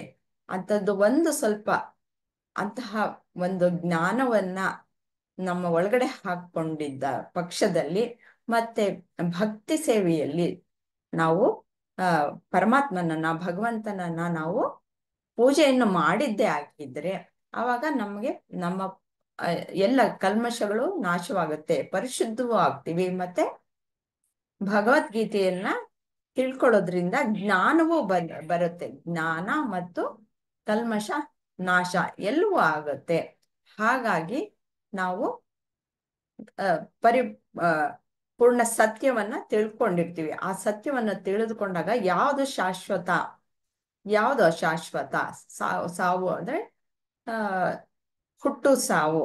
ಈ ಜೀವಿಗಳು ಎಲ್ಲಾನು ಷಟ್ವಿಕಾರಗಳಿಗೆ ಒಳಗೊಂಡೇ ಇರ್ತಾನೆ. ಹುಟ್ಟು ಮತ್ತೆ ಬೆಳವಣಿಗೆ, ಮತ್ತೆ ಹಾಗೆ ಒಂದು ಸ್ವಲ್ಪ ದಿನ ಇರೋದು, ಮತ್ತೆ ಯೌವನ, ಆದ್ಮೇಲೆ ಸ್ವಲ್ಪ ವೃದ್ಧಾಪ್ಯ, ಮತ್ತೆ ಸಾವು. ಹೀಗೆಲ್ಲ ಒಂದು ಷಟ್ವಿಕಾರಗಳು ಇದೆ ಪ್ರತಿಯೊಂದು ಜೀವಿಗೂ ಸಹ ಇರುವಂತಹದ್ದು. ಅದು ಅದು ನಡೆಯುತ್ತೆ. ನನ್ನ ದೇಹಕ್ಕೆ ಆ ಒಂದು ವಿಕಾರಗಳು ಒಳಗೊಳ್ಳುತ್ತೆ. ಅದಕ್ಕೆ ನಾನೇನು ಭಯ ಪಡ್ಬೇಕಾಗಿಲ್ಲ. ನಾನು ಶಾಶ್ವತವಾದಂತಹ ಆತ್ಮನು ಅನ್ನೋದನ್ನ ಭಗವದ್ಗೀತೆಯ ಮುಖಾಂತರ ನಾವು ತಿಳ್ಕೊಂಡಿರ್ತೀವಿ. ಅವಾಗ ನಮ್ಗೆ ಯಾವ ಅಂಜಿಕೆನೂ ಇರಲ್ಲ. ಅದಕ್ಕೋಸ್ಕರ ಇದನ್ನ ಅಧ್ಯಯನ ಮಾಡಿ. ನೀವು ಹೇಗೋ ಹೊರ ಪ್ರಪಂಚದಲ್ಲೇ ಯಾವಾಗ್ಲೂ ಪೂರ್ತಿ ಕಾಲವನ್ನ ಕಳೆದು ಅಜ್ಞಾನದಲ್ಲೇ ಇರ್ಬೇಡಿ ಅನ್ನೋದನ್ನ ತಿಳಿಸ್ಕೊಟ್ಟಿದ್ದಾರೆ ಅಂತ ನನ್ನ ಅಭಿಪ್ರಾಯ. ಇನ್ನು ಸವಿವರವಾಗಿ ನಾವು ಸರ್ ಮುಖೇನ ತಿಳ್ಕೊಳ್ಳೋಣ. ಸರ್ ಇದರ ವಿಶ್ಲೇಷಣೆಯನ್ನ ಸಂಪೂರ್ಣವಾಗಿ ತಿಳಿಸ್ಕೊಡ್ತೀರಾ? ಧನ್ಯವಾದ ಅಮ್ಮ. ಈಗ ನಿಮಗೆ ಒಂದು ಯಾವುದೋ ಒಂದು ವಿಷಯದಲ್ಲಿ ಭಯ ಇದೆ ಅಂತ ಅಂದ್ಕೊಳ್ಳೋಣ. ಒಂದು ಉದಾಹರಣೆ ತಗೊಳ್ಳೋಣ. ಈಗ ನಮ್ಮಲ್ಲಿ ಕೆಲವರಿಗೆ ಗಾಡಿ ಓಡಿಸೋದಕ್ಕೆ, ಟೂ ವೀಲರ್ ಓಡಿಸೋದಕ್ಕೆ ಭಯ ಇರ್ಬೋದು. ಅಥವಾ ಕೆಲವರಿಗೆ ಒಂದು 4 ಜನ ಗುಂಪಿದ್ದಾಗ ಅವ್ರನ್ನ ಉದ್ದೇಶಿಸಿ ಮಾತಾಡೋದಲ್ಲಿ ಭಯ ಇರ್ಬೋದು. ಅಥವಾ ನಮಗೆ ಯಾವುದೋ ಒಂದು ಗಣಿತ ಅಂದರೆ ಸ್ವಲ್ಪ ತಲೆಬಿಸಿ, ಅದ್ರಲ್ಲಿ ಭಯ ಇರ್ಬೋದು. ಹೀಗೆ ಬೇರೆ ಬೇರೆ ವಿಷಯಗಳಿರ್ಬೋದು ನಿಮ್ಮ ಜೀವನದಲ್ಲಿ ಒಂದು ಭಯ ಅಂತ ಉಂಟು ಮಾಡುತ್ತೆ. ಇವಾಗ ಯಾವುದೋ ಒಂದು ತಗೊಳ್ಳೋಣ, ಉದಾಹರಣೆಗೆ ಗಣಿತ ಅಂತ ತಗೊಳ್ಳೋಣ, ಸುಮ್ಮನೆ ತಮಾಷೆಗೆ. ಗಣಿತದಲ್ಲಿ ಭಯ ಇದ್ದರೆ ಆ ಭಯನ ನಾನು ಹೇಗೆ ನಿವಾರಣೆ ಮಾಡಿಕೊಳ್ಳಿ? ನಾನು ಎಲ್ಲಿ ತನಕ ಅಯ್ಯೋ ಗಣಿತ ಭಯ, ಅಯ್ಯೋ ಗಣಿತ ಭಯ, ಗಣಿತ ಅಂದರೆ ಬಹಳ ಕಷ್ಟ ಅನ್ನೋ ವಿಚಾರನೇ ನಾನು ಮಾಡ್ತಾ ಇದ್ದರೆ ನಾನು ಯಾವಾಗ ಆ ಭಯದಿಂದ ಮುಕ್ತಿ? ಹಾಗಾದರೆ ನಾನು ಆ ಭಯದಿಂದ ಮುಕ್ತಿ ಪಡಿಬೇಕು ಅಂತಂದರೆ ಏನು ಹೆಜ್ಜೆ ತಗೊಳ್ಬೇಕು? ನೀವೆಲ್ಲರೂ ಹೇಳ್ತೀರಾ ಭಾಳ ಸುಲಭ ಸರ್, ಅದು ಏನೂ ಇಲ್ಲ, ಯಾರಾದರೂ ಒಳ್ಳೆ ಗಣಿತ ಯಾರಿಗೆ ಬರುತ್ತೆ ಅವ್ರ ಹತ್ರ ಹೋಗಿ ಕಲ್ತ್ಕೊಳ್ಳಿ, ಅವ್ರು ನಿಮ್ಗೆ ದಾರಿ ತೋರಿಸ್ತಾರೆ ಅಂತ ನೀವು ಮೊದಲನೇ ಉಪಾಯ ಕೊಡ್ತೀರೋ ಇಲ್ವೋ? ಭಾಳ ಸಿಂಪಲ್ ಅಲ್ವಾ ಅದು? ನನಗೇನೋ ಭಯ ಇರ್ಬೋದು. ನನಗೆ ಯಾತಕ್ಕೆ ಭಯ? ಅದು ಹೆಂಗೆ ಮಾಡೋದು ಅಂತ ಗೊತ್ತಿಲ್ಲ ನನಗೆ. ನನಗೆ ದೋಸೆ ಮಾಡೋದಂತ ಗೊತ್ತಿಲ್ಲ ಅಂತಂದರೆ ಯಾತಕ್ಕೆ ಭಯ? ನನಗೆ ಯಾವತ್ತೂ ಮಾಡಿಲ್ಲ, ನಾನು ಕಲ್ತಿಲ್ಲ. ನನಗೆ ಒಬ್ಬರನ್ನ ಮಾತಾಡಿಸ್ಬೇಕು ಅಂತಂದರೆ ಭಯ ಯಾಕಾಗತ್ತೆ? ಯಾವ ರೀತಿ ಮಾತಾಡೋದು ಅಂದರೆ ಏನು ಅನ್ನೋದನ್ನು ಕುರಿತು ನಾನು ವಿಚಾರ ಮಾಡಿಲ್ಲ ನಾನು. ಹೀಗೆ ಜೀವನದಲ್ಲಿ ಏನೇ ಇರಬಹುದು ಭಯ ಅಂತ, ಅಥವಾ ಒಂದು ಆ ವಿಷಯದಲ್ಲಿ ನನಗೆ ಸ್ವಲ್ಪ ನಾನು ಕಡಿಮೆ ಅಂತ ಇರಬಹುದು. ಆ ಕಡಿಮೆತನ, ಆ ಭಯ ಹೇಗೆ ನಾನು ನಿವಾರಣೆ ಮಾಡ್ಕೊಳ್ಳೋದು? ಮೊಟ್ಟ ಮೊದಲನೇ ಬಹಳ ಸಿಂಪಲ್ ಆಗಿರೋ, ಬಹಳ ಸುಲಭವಾಗಿರೋ ಉಪಾಯ ಅಂತಂದರೆ ಆ ವಿಷಯದಲ್ಲಿ ಯಾರು ಸ್ವಲ್ಪ ಚೆನ್ನಾಗಿ ಅಂತ ನನಗನ್ಸುತ್ತೆ ಅವ್ರ ಹತ್ರ ಹೋಗಿ ಕಲ್ತ್ಕೊಳ್ಳೋದು ಅಲ್ವಾ? ಈಗ ನನಗೆ ದೋಸೆ ಬರಲ್ಲ ಅಂತಂದರೆ ಯಾರು ನಾನು ನೋಡ್ತೀನಿ, ದೋಸೆ ಯಾರು ಚೆನ್ನಾಗಿ ಮಾಡ್ತೀಯಾರೆ ಅವ್ರ ಹತ್ರ ಹೋಗಿ ಕಲ್ತ್ಕೊಳ್ಬೇಕು. ಗಣಿತ ಯಾರ ಹತ್ರ ಕಲ್ತ್ಕೊಳ್ಳಿ, ಯಾರು ಗಣಿತ ಚೆನ್ನಾಗಿ ಮಾಡ್ತಾ ಇದ್ದಾರೆ, ಯಾರಿಗೆ ಹೇಳ್ಕೊಡೋದಕ್ಕೆ ಒಂದು ಸ್ವಲ್ಪ ಆಸಕ್ತಿ ಇರುತ್ತೆ ಅಂಥವ್ರ ಹತ್ರ ಹೋಗಿ ಕಲ್ತ್ಕೊಳ್ಬೇಕು ಅಲ್ವಾ? ಆವಾಗ ಏನಾಗುತ್ತೆ, ಆ ಕಲಿಕೆಯಲ್ಲಿ ನಾನು ಯಾವಾಗ ನನ್ನ ಮನಸ್ಸನ್ನು ತೊಡಗಿಸ್ಕೊತೀನಿ ಆವಾಗ ಆ ವಿಷಯದಲ್ಲಿ ನನಗೆ ಸ್ವಲ್ಪ ಒಂದು ಸ್ಥೈರ್ಯ ಬರಲಿಕ್ಕೆ ಶುರುವಾಗತ್ತೆ. ಓ, ಈಗ ನನಗೆ 1+2 ಅನ್ನೋದನ್ನು ಕೂಡಕ್ಕೆ ಬಂದಿಲ್ಲ ಅಂತ ಇಟ್ಕೊಳ್ಳೋಣ, ಭಯ ಆಗತ್ತೆ. ಯಾರು 1+2 ಅಂದರೆ ಎಷ್ಟಪ್ಪ ಅಂತಂದರೆ ಕೈ ಕಾಲು ನಡುಗ ಶುರುವಾಗತ್ತೆ, ಬಾಯೆಲ್ಲ ಒಣಗಕ್ಕೆ ಶುರುವಾಗತ್ತೆ. ಯಾಕೆ? ಅಯ್ಯೋ ನನಗೆ ಗೊತ್ತಿಲ್ಲ, ಏನೋ ತಪ್ಪು ಹೇಳ್ಬಿಟ್ರೆ ಅಂತ ಮನಸ್ಸು ಆ ತಪ್ಪಿನ ಕಡೆನೇ ನೋಡ್ತಾ ಇರುತ್ತೆ. ಅದ್ರ ಬದಲು ನಾನು ಕಲ್ತ್ಕೊಂಡಿದ್ದೀನಿ ಅಂತಂದರೆ 1+2 ಮೊನ್ನೆ ತಾನೇ ಹೇಳ್ಕೊಟ್ರಲ್ಲ ಅವರು ಅಂತ ಅಂದ್ಬಿಟ್ಟು 1+2 = 3 ಅಂತ ಮನಸ್ಸು ಅವಾಗ ಲೆಕ್ಕಾಚಾರ ಮಾಡುತ್ತೆ. 3 ಅಂತ ಹೇಳ್ತೀರಾ, ಅವರು ಓ ಒಳ್ಳೆಯದು ಅಂತ ಚಪ್ಪಾಳೆ ತರ್ತಾರೆ. ಅವಾಗ ನಿಮ್ಗೇನು ಅನಿಸುತ್ತೆ? ಪರವಾಗಿಲ್ಲ, ನನಗೂ ಗಣಿತ ಬರುತ್ತೆ ಅಂತ ನೀವು ಬೆನ್ನು ತಟ್ಕೊಳ್ಬೋದು ಅಲ್ವಾ? ಹಾಗೆ ಒಂದೊಂದಾಗಿ ಹೆಜ್ಜೆ ತಗೋತಾ ನಿಮ್ಗೆ ಆಮೇಲಿಂದ ಗಣಿತನ ಅಯ್ಯೋ ಅದೇನು ಬಿಡೋದು, ಅದು ನೀರು ಕುಡಿದಷ್ಟು ಸುಲಭ ಸ್ವಾಮಿ ಅಂತ ನೀವು ಅಂದ್ಕೊಂಡ್ಬಿಡ್ತೀರ. ಹೌದ್ ತಾನೆ? ಇವಾಗ ನಿಮ್ಮಲ್ಲಿ ಯಾರಿಗಾದ್ರೂ ನಡೆಯೋ ಅಂಥದ್ದು, ಈಗ ನೀವೆಲ್ಲ ನಡೀತೀರಾ, ನಡೆಯೋದು ಕಷ್ಟನಾ ಅಂತ ಕೇಳಿದ್ರೆ ನೀವೆಲ್ಲ ಹೇಳ್ತೀರಾ ನಡೆಯೋದು ಅದು ಏನು ಮಾತಾಡೋದಿದೆಯಾ, ಅದ್ರಲ್ಲಿ ಏನಿದೆ, ನಡೆಯೋದು ಭಾಳ ಸುಲಭ ಸ್ವಾಮಿ ಅಂತ ಹೇಳ್ಬಿಡ್ತೀರಾ. ಆದರೆ ದಯವಿಟ್ಟು ನೀವು 3 ತಿಂಗಳೋ 2 ತಿಂಗಳೋ 5 ತಿಂಗಳೋ ಇದ್ದಾಗ ಮಗು ಆಗಿದ್ರಲ್ಲ, ಅಥವಾ ಆ ಥರ ಮಗು ಇರ್ತಾರಲ್ಲ, ಅವ್ರನ್ನ ಗಮನ ಕೊಡಿ.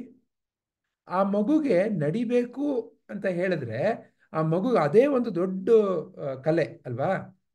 ಎಷ್ಟು ಸರ್ತಿ ಬೀಳುತ್ತೆ ಆ ಮಗು. ಆ ನಡೆಯೋದು ಅನ್ನೋದನ್ನ, ಅದು ಒಂದು ಸ್ಥಿರತೆ ತರಲಿಕ್ಕೆ ಎಷ್ಟು ಸರ್ತಿ ಅದು ಅಭ್ಯಾಸ ಮಾಡಬೇಕಾಗತ್ತೆ. ಆದರೆ ಆ ಮಗು ಮನಸ್ಸಿನಲ್ಲಿ ನಾನು ಬೀಳ್ತಾ ಇದ್ದೀನಿ, ಅವ್ರು ನಗ್ತಾ ಇದ್ದಾರೆ, ಆ ರೀತಿ ಏನೂ ಒಂದು ಆಲೋಚನೆ ಇಲ್ಲ. ಹಾಗಾಗಿ ಏಳುತ್ತೆ, ಬೀಳುತ್ತೆ, ಪುನಃ ನಡೆಯುತ್ತೆ. ನೀವು ನಾನು ಹಂಗೆ ತಾನೇ ಕಲ್ತ್ಕೊಂಡಿರೋದು ನಡೀಲಿಕ್ಕೆ ಜೀವನದಲ್ಲಿ. ಇಲ್ಲಿ ಶಂಕರಾಚಾರ್ಯರು ಅದನ್ನೇ ಹೇಳ್ಕೊಡ್ತಾ ಇದ್ದಾರೆ. ನೋಡಪ್ಪ, ನಿನಗೆ ಜೀವನದ ಏನೇ ಭಯ ಇರ್ಬೋದು, ಚಪಾತಿ ಭಯ ಯಾವುದರಿಂದ ಹೋಗುತ್ತೆ? ಚಪಾತಿ ಹೆಂಗೆ ಮಾಡೋದು ಅಂತ ಕಲ್ತ್ಕೊಳ್ಳೋದ್ರಿಂದ. ಗಣಿತದ ಭಯ, ಗಣಿತ ಅಂದರೆ ಏನು ಅಂತ ಕಲ್ತ್ಕೊಳ್ಳೋದ್ರಿಂದ. ಒಬ್ಬರನ್ನ ಒಂದು ಗುಂಪಿನಲ್ಲಿ ಮಾತಾಡೋದ್ರ ಭಯ ಯಾವ ರೀತಿ ಹೋಗುತ್ತೆ? ಮಾತಾಡೋದನ್ನ ಅಭ್ಯಾಸ ಮಾಡೋದ್ರಿಂದ. ಆ ರೀತಿ ಒಂದು ನನ್ನನ್ನು ನಾನು ಅಲ್ಲಿ ತೊಡಗಿಸ್ಕೊಳ್ಳೋದ್ರಿಂದ ನನಗೇನು ಗೊತ್ತಿಲ್ಲ ಅಂತಿರುತ್ತೆ ಅದನ್ನು ನಾನು ಆ, ಸ್ವಲ್ಪ ಆರಾಮವಾಗಿ ಶಾಂತವಾಗಿ ನಿಂತು ನೋಡಿ ಕಲಿತಾಗ ತಾನೇ ತಾನಾಗಿ ಆ ಭಯ ಹೋಗುತ್ತೆ ಅಲ್ವಾ. ಇದು ನಮ್ಮ ಜೀವನದ ಯಾವುದೇ ಒಂದು ವಿಚಾರಕ್ಕಿರ್ಬೋದು ಈ ರೀತಿ ನಾವು ಹೆಜ್ಜೆ ತಗೊಳ್ಳೇಬೇಕು. ಅದೇ ರೀತಿ ನಿಮಗೆ ನನಗೆ ಮೂಲಭೂತವಾಗಿ ಭಯ, ಹೆದರಿಕೆ, ಕೋಪ, ಇನ್ನ ಆ, ಏನೋ ತಳಮಳ, ಅಶಾಂತತೆ, ತೃಪ್ತಿನೇ ಇಲ್ಲ, ಈ ರೀತಿಯೆಲ್ಲ ವಿಚಾರಗಳಿರುತ್ತೆ. ಎಷ್ಟೊಂದು ಸರ್ತಿ ಏನೂ ಇಲ್ಲ, ಎಲ್ಲ ಚೆನ್ನಾಗೇ ಇರುತ್ತೆ ದಿವಸದಲ್ಲಿ, ಆದರೂ ಏನೋ ಒಂಥರ ಅನ್ನಿಸ್ತಾ ಇರುತ್ತೆ. ಯಾಕೆ ಯಾಕೆ ಅಂತಂದ್ರೆ ನನ್ನಲ್ಲಿನ್ನೂ ಎಲ್ಲಿಂದ ಈ ಭಯ ಸೃಷ್ಟಿಯಾಗ್ತಾ ಇದೆ, ಎಲ್ಲಿಂದ ಈ ಅಶಾಂತತೆ ಸೃಷ್ಟಿಯಾಗ್ತಾ ಇದೆ ಅನ್ನೋದ್ರ ಕಡೆ ನಾನು ಯಾವತ್ತೂ ಸ್ವಲ್ಪ ಮನಸ್ಸನ್ನ ಮಾಡಿ ವಿಚಾರ ಮಾಡೇ ಇಲ್ಲ. ಯಾಕೆ ಸುಮಾರು ಸರ್ತಿ ನಿಮ್ಮ ನನ್ನ ಜೀವನದ ನೋಟ ಇಲ್ಲಿ ಹೊರಗಡೆ, ಅದೇನಾಯ್ತು, ಇದೇನಾಯ್ತು, ಆಮೇಲೇನು, ಮುಂದೆ ಏನೋ, ಏನು ಸಿಕ್ತು, ಏನು ಸಿಗ್ಲಿಲ್ಲ, ಎಲ್ಲ ಹೊರನೋಟ. ಆದರೆ ಭಯ ಅಂತ ನಾನು ಅನುಭವಿಸ್ತಾ ಇರೋದು ಎಲ್ಲಿ? ಇಲ್ಲಿ ಒಳಗಡೆ. ಕೋಪ ಅಂತ ಒಳಗಡೆ, ಅಸೂಯೆ ಅಂತ ಒಳಗಡೆ. ಹಿಂಗೆ ನೀವು ಸ್ವಲ್ಪ ಆಲೋಚನೆ ಮಾಡಿ ನೋಡಿದ್ರೆ ನೀವು ಜೀವನದಲ್ಲಿ ಏನೇ ಅನುಭವಿಸ್ತಾ ಇರ್ಬೋದು, ಕರ್ಮ ಅದು ಒಳ್ಳೆಯದೇ ಇರ್ಬೋದು, ಕೆಟ್ಟದೇ ಇರ್ಬೋದು, ಅದು ವಾಹ್ ಅಂತ ಇರ್ಬೋದು ಅಥವಾ ಅಯ್ಯೋ ಅಂತಿರ್ಬೋದು, ಏನೇ ಇರಲಿ ಅದು ಎಲ್ಲ ಅನುಭವಿಸ್ತಾ ಇದ್ದೀರಾ. ಎಲ್ಲಾನು ನಿಮ್ಮ ಜೀವನದಲ್ಲಿ ಏನೆಲ್ಲ ಅನುಭವಿಸಿದ್ದೀರಾ, ಏನೆಲ್ಲ ಅನುಭವಿಸ್ತಾ ಇದ್ದೀರಾ, ಏನೆಲ್ಲ ಅನುಭವಿಸ್ತೀರಾ ಎಲ್ಲ ನಿಮ್ಮ ಒಳಗಡೆನೇ ಆಗ್ತಾ ಇರೋದು. ಅಲ್ಲಿ ಬಿಟ್ಟು ಇನ್ನೆಲ್ಲೂ ಏನು ನಡೀತಾ ಇಲ್ಲ ಸ್ವಾಮಿ, ಏನು ಬರಗಡೆ ಎಲ್ಲೂ ಏನು ನಡೀತಾನೆ ಇಲ್ಲ, ಎಲ್ಲ ನಡೀತಾ ಇರೋದು ಇಲ್ಲೇ. ಇಲ್ಲಿ ಏನು ನಡೀತಾ ಇದೆ ಅದನ್ನು ನಾನು ಎಲ್ಲಿ ತನಕ ನಾನು ಎಲ್ಲಿ ನಡೀತಾ ಇದೆ, ಯಾತಕ್ಕೆ ಈ ಥರ ನಡೀತಾ ಇದೆ, ಹಾಗಾದ್ರೆ ಈ ನಡೆಯೋದನ್ನ ನೋಡ್ತಾ ಇರೋ ನಾನು ಯಾರು? ಈಗ ಎಲ್ಲ ನಡೀತಾ ಇದೆ, ನಾನು ನಡೀತಾ ಇದ್ದೀನಾ? ನಾನು ನಡೀತಾ ಇಲ್ಲ. ಯಾಕೆ? ನಾನು ನೋಡ್ತಾ ಇದ್ದೀನಿ. ನಾನು ನಡೆದು ಬಿಟ್ಟಿದ್ರೆ ನೋಡೋರು ಯಾರಿದ್ರು ಸ್ವಾಮಿ? ನೋಡೋರಿಲ್ಲ ಅಂದರೆ ಟೆನ್ಷನೇ ಇಲ್ಲ ಲೈಫಲ್ಲಿ ಅಲ್ವಾ. ನೋಡೋರು ಇರೋದಕ್ಕೆ ಅಲ್ಲಿ ಏನೋ ನಡೀತಾ ಇದೆ, ಆ ನಡೆಯೋದನ್ನ ನೋಡ್ತಾ ಇರೋ ಯಾರೋ ಒಬ್ರು ಇರೋದಕ್ಕೆ ಅಲ್ಲಿ ಏನೋ ನಡೀತು ಅಂತ ಹೇಳಲಿಕ್ಕೆ ಸಾಧ್ಯ. ಇಲ್ಲಾಂದ್ರೆ ಯಾರಿಗೆ ಸಾಧ್ಯ ಸ್ವಾಮಿ ನಡೀತು ಅಂತ ಹೇಳಲಿಕ್ಕೆ? ಯಾರೋ ಬಂದು ನಿಮ್ಗೆ ಬೈದ್ಬಿಟ್ರು ಅಂತ ಇಟ್ಕೊಳ್ಳಿ, ನೀನಾ ಗೂಬೆ ಅಂತ. ಆ ಗೂಬೆ ಅಂತ ಅವ್ರು ಬಂದ್ರು ಬೈದ್ರು ಅಂತ ನೋಡಿ ನೆನ್ಪಿಟ್ಕೊಂಡ್ರು ನಾನು ಇರೋದಕ್ಕೇನೆ ಅವ್ರು ನನ್ಗೆ ಬೈದ್ರು ಅವತ್ತು, ಅವ್ರು ನನ್ಗೆ ಬೈದ್ರು ಅವತ್ತು, ಅವ್ರು ನನ್ಗೆ ಬೈದ್ರು ಅವತ್ತು ಅಂತ ಪುನಃ ಪುನಃ ಮನಸ್ಸಿನಲ್ಲಿ ಆ ಯೋಚನೆ ಲಹರಿ ಬರುತ್ತೆ. ಅದನ್ನು ನೋಡ್ತಾ ನೋಡ್ತಾ ಹೌದು ಮೊನ್ನೆ ಬೈದ್ರು, ನನ್ನನ್ನು ಬೈದ್ಬಿಟ್ರು ಅಯ್ಯೋ ಅಂತ ಎಲ್ಲ ಆಟ ಶುರುವಾಗತ್ತೆ ಅಲ್ವಾ. ಹೀಗೆ ಜೀವನ ಅಂತಂದ್ರೆ ಏನೋ ನಡೀತಾ ಇದೆ, ಅದನ್ನು ಯಾರೋ ಒಬ್ಬರು ನೋಡ್ತಾ ಇದ್ದಾರೆ. ಆ ನೋಡೋರ್ಗೂ ನಡೆಯೋದಕ್ಕೂ ಏನಾದರೂ ವ್ಯತ್ಯಾಸ ಇದೆಯಾ? ಎರಡೂ ಒಂದೇನಾ? ಎರಡರ ಮಧ್ಯೆ ಏನು ಬದಲಾವಣೆ? ಇದನ್ನ ನೀವು ನಾನು ವಿಚಾರ ಮಾಡಬೇಕಾಗತ್ತೆ. ಈ ರೀತಿ ಜೀವನದ ಕೆಲವು ಮೂಲಭೂತ ಪ್ರಶ್ನೆಗಳು ಅಂತ ಏನಿದಾವೆ, ಮೂಲಭೂತ ವಿಚಾರಗಳು ಅಂತ ಏನಿದಾವೆ, ಇವುಗಳನ್ನೆಲ್ಲ ಯಾವಾಗ ನೀವು ನಾನು ವಿಚಾರ ಮಾಡ್ಲಿಕ್ಕಾಗತ್ತೆ ಸ್ವಾಮಿ? ಅದಕ್ಕಂತ ಒಂದು ಸಮಯ ಮಾಡ್ಬೇಕು ತಾನೆ. ಅದಕ್ಕೆ ಅಂತ ನಾನು ನನ್ನ ಮನಸ್ಸನ್ನ ತೊಡಗಿಸ್ಕೋಬೇಕು ತಾನೆ.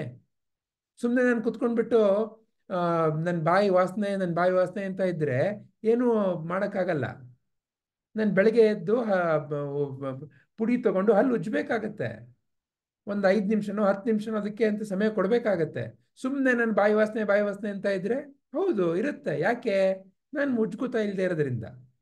ಅದೇ ರೀತಿ ನನ್ನ ಈ ಮನಸ್ಸಿನ ಈ ವಾಸನೆಗಳು, ಆ ಮನಸ್ಸಿನ ವಾಸನೆಗಳನ್ನ ಹೆಂಗೆ ತೆಗಿಯತ್ ಸ್ವಾಮಿ? ಆ ವಾಸನೆಗಳನ್ನ ತೆಗಿಯುವಂಥದ್ದೇನೆ ಭಗವದ್ಗೀತೆ.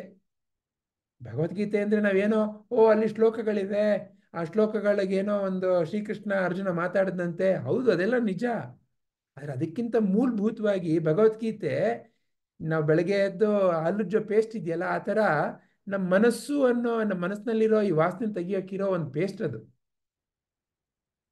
ಯಾವಾಗ ನಾನು ಭಗವದ್ಗೀತೆಯಲ್ಲಿ ನನ್ನ ಮನಸ್ಸನ್ನು ಮುಳುಗಿಸ್ತಾ ಹೋಗ್ತೀನಿ, ಆವಾಗ ನನ್ನ ಮನಸ್ಸಿನ ವಾಸನೆಗಳು ನಿವಾರಣೆ ಆಗ್ತಾ ಹೋಗುತ್ತೆ. ಯಾಕೆ? ಭಗವದ್ಗೀತೆ ಪ್ರತಿ ಶ್ಲೋಕದಲ್ಲೂ ಈ ಥರ ಮೂಲಭೂತ ಪ್ರಶ್ನೆಗಳನ್ನ ಅದು ನಿಮ್ಮ ಮನಸ್ಸಿನಲ್ಲಿ ಉದ್ಭವ ಮಾಡುತ್ತೆ. ಯಾರು ಕೋಪ ಮಾಡ್ಕೋತಿರೋದು? ಕೋಪದ ಮೂಲ ಏನು ಗೊತ್ತಾ ನಿನಗೆ ಅಂತ ಶ್ರೀಕೃಷ್ಣ ಅರ್ಜುನನ ಪ್ರಶ್ನೆ ಕೇಳ್ತಾನೆ. ನೀವು ನಾನು ಅದನ್ನು ಕುರಿತು ವಿಚಾರಣೆ ಮಾಡಿಲ್ಲದೆ ಇರ್ಬೋದು. ಹೀಗೆ ಯಾವುದು ಜೀವನದ ಮೂಲಭೂತ ಪ್ರಶ್ನೆಗಳನ್ನ ನಮ್ಮ ಮನಸ್ಸಿನಲ್ಲಿ ಉದ್ಭವ ಮಾಡುತ್ತೆ, ಕೇವಲ ಉದ್ಭವ ಮಾಡ್ದೇನೆ ಆ ಒಂದು ಪ್ರಶ್ನೆಗೆ ಸರಿಯಾಗಿರೋ ಜ್ಞಾನದ ಸೂಚನೆಯನ್ನು ಸಹ ಕೊಡುತ್ತೆ. ಅಂತ ಮಹಾನ್ ಒಂದು ನಮ್ಮ ಜೀವನದ ಕೈಪಿಡಿ ಭಗವದ್ಗೀತೆ. ನಾವು ಎಲ್ಲರನ್ನು ಕೇಳ್ತೀವಿ, ನೀವು ಅಲ್ಲಿ ಒಂದು ಹೋಟ್ಲಿದೆ, ವಿದ್ಯಾರ್ಥಿ ಭವನ್, ದೋಸೆ ತಿಂದಿದ್ದೀರಾ ಅಂತ ಎಲ್ಲರನ್ನು ಕೇಳ್ತೀವಿ ನಾವು.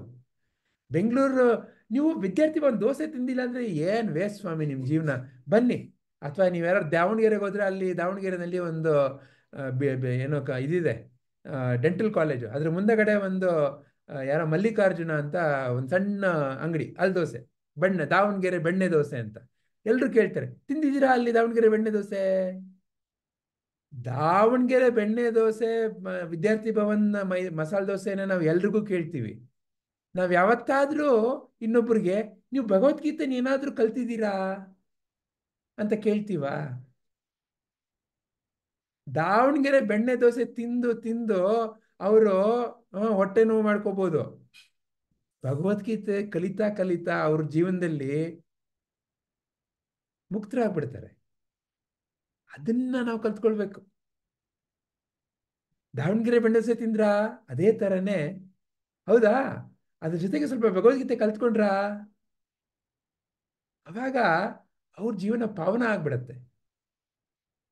ಅವಾಗ ಅವರು ಅಬ್ಬಾ, ಅವ್ರು ಯಾರೋ ಒಬ್ರು ನನಗೆ ಪ್ರತಿ ಸಲ ಸುಮ್ಮನೆ ತಲೆ ತಿಂದ್ರು, ಕೇಳಿದ್ರು, ಒಂದು ದಿವಸ ಅನ್ನಿಸ್ಬಿಡ್ತು ಕಲ್ಯಾಣ ಅಂತ ಕಲ್ತ್ಬಿಟ್ಟೆ, ನಾನು ಇವಾಗ ಏನು ಶಾಂತವಾಗಿ ಬಿಟ್ಟಿದ್ದೀನಿ, ನನ್ನ ಜೀವನ ಆರಾಮಾಗ್ಬಿಟ್ಟಿದೆ.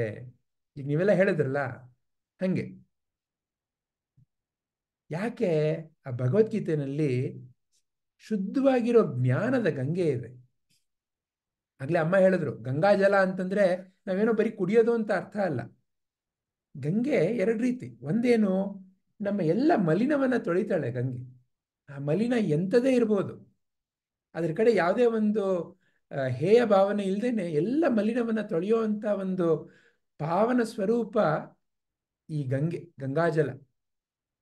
ಆದ್ರೆ ಈ ಮನಸ್ಸಿನ ಮಲಿನವನ್ನ ಯಾರು ತೆಗೆಯೋದು ಸ್ವಾಮಿ? ಮನಸ್ಸಿನ ಮಲಿನವನ್ನ ತೆಗಿಲಿಕ್ಕೆ ಸದ್ಗುರುವಿನ ಒಂದು ಜ್ಞಾನ ಗಂಗೆ. ಗಂಗೆ ಎಲ್ಲಿಂದ ಬರ್ತಾಳೆ ಸ್ವಾಮಿ? ಶಿವನ ತಲೆಯಿಂದ ಬರೋದು ಗಂಗೆ. ಶಿವ ಅಂತಂದ್ರೆ ಯಾರು ಸ್ವಾಮಿ? ಶಿವ ಅಂತಂದ್ರೆ ಸದ್ಗುರು. ಯಾರಲ್ಲಿ ನಾನು ನೀನು ಅನ್ನೋ ಭಾವ ನಾಶವಾಗಿದೆ ಅವನು ಶಿವ. ಅಂತಹ ಶಿವನ ಮನಸ್ಸಿನಿಂದ ಉದ್ಭವವಾಗ್ತಾ ಇರೋ ಒಂದು ಜ್ಞಾನದ ಪ್ರವಾಹವೇ ಜ್ಞಾನಗಂಗೆ. ಅಂತಹ ಜ್ಞಾನಗಂಗೆಯನ್ನ ಒಂದು ಹನಿನಾದರೂ ಕುಡಿಬೇಕು. ಜೀವನ ಅಂತಂದ್ರೆ ಏನು ಅಂತ ಕಲೀಲಿಕ್ಕೆ ಸದ್ಗುರುವಿನ ಜ್ಞಾನದ ಗಂಗೆಯನ್ನ ನಾವು ಕುಡಿದಾಗ ಆಗ ನಮ್ಮ ಈ ಮಲಿನವಾದ ಮನಸ್ಸು ಶುಭ್ರವಾಗಿ ಅಲ್ಲಿ ಒಂದು ಸ್ಪಷ್ಟವಾದ ಜ್ಞಾನ ಸೃಷ್ಟಿಯಾಗತ್ತಲ್ಲ, ಅದು ನಿಜವಾದ ನರಕಾಸುರನ ಅಂತ್ಯ. ನರಕಾಸುರ ಅಂದ್ರೆ ಯಾರು ಸ್ವಾಮಿ? ನರಕದ ದ್ವಾರಪಾಲಕ. ನರಕ ಅಂದ್ರೆ ಏನ್ ಸ್ವಾಮಿ? ನರಕ ಅಂತಂದ್ರೆ ಇಲ್ಲಿ ಒಂದು ಮನಸ್ಸು ಅಂತ ಇದೆ. ಆ ಮನಸ್ಸಿಗೆ ಈ 5 ಇಂದ್ರಿಯಗಳಿಂದ ಎಲ್ಲ ಸಂವೇದನೆಗಳು ಬರ್ತಾ ಇರ್ತವೆ. ಈ 5 ಇಂದ್ರಿಯಗಳಿಂದ ಬರೋ ಸಂವೇದನೆಗಳನ್ನ ನಾನು ಯಾವ ರೀತಿ ನೋಡ್ತೀನಿ ಆ ರೀತಿ ನನಗೆ ಈ ಮನಸ್ಸು ಆಹಾ ಅಂತ ಇರುತ್ತೆ, ಇಲ್ಲ ಅಂತಂದ್ರೆ ಅಯ್ಯೋ ಅಂತ ಇರುತ್ತೆ. ಹೌದಾನೆ? ಈ ನರಕಾಸುರನ್ ಎಷ್ಟು ತಲೆ? 5 ತಲೆ ಅವನಿಗೆ. ಯಾವ ಒಂದು ನರಕವನ್ನ ಅವನು ಕಾಯ್ತಾ ಇದ್ದಾನೆ? ಈ ಮನಸ್ಸು, ಈ 5 ಇಂದ್ರಿಯಗಳು ಯಾವಾಗ ಸರಿಯಾದ ಜ್ಞಾನ ಇಲ್ಲ, ಆವಾಗ ಇದೇ ನರಕಾಸುರ, ಇದೇ ನರಕ ಸ್ವಾಮಿ, ಇಲ್ಲೇ ನರಕ, ಇನ್ನೆಲ್ಲೂ ಇಲ್ಲ. ಇಲ್ಲೇ ತಾನೇ ನೀವೆಲ್ಲ ಕೋಪ ಮಾಡ್ಕೊಳ್ಳೋದು, ತಾಪ ಮಾಡ್ಕೊಳ್ಳೋದು, ಅಯ್ಯೋ ಅಂತ ಅಳೋದು. ಎಲ್ಲಿದೆ? ಬೇರೆ ಎಲ್ಲಿದೆ? ನಿಮ್ಮ ಜೀವನದ ಎಲ್ಲ ನಿಮ್ಮ ಕೋಪ, ತಾಪ, ರೋಷ, ವೇಷ ಎಲ್ಲ ಎಲ್ಲಿದೆ? ಇಲ್ಲೇ. ಈ ನರಕಾಸುರ, ಈ ನರಕಾಸುರನ ಅಂತ್ಯ ಯಾವಾಗತ್ತೆ?